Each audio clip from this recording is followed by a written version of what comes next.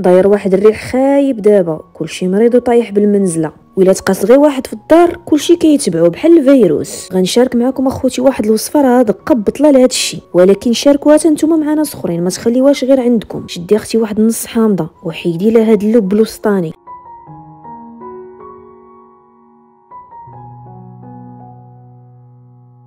هانتي اختي غترديها بحال الزلافه.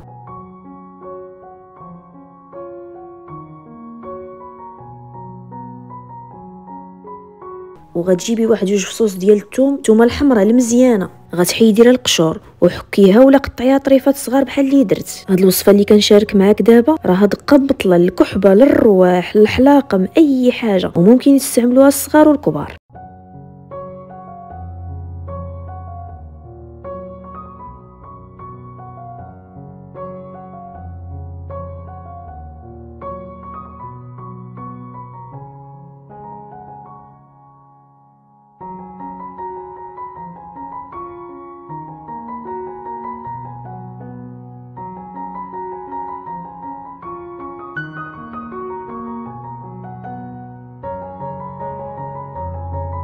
وفوق ديك الثومه غتزيدي واحد جوج معالق ديال عصير الحامض، وسيري اختي شعلي البوطه ديالك تكون مهيله، وكيف كتشوفي غتشدي ديك الحامضه وغديريها من فوق العافيه، وغتزيدي عليها جوج معالق ديال العسل الحره، وخلي اختي داكشي كيسخن مزيان، راه كيطلق داك الحامض وكذلك العسل كتذوب.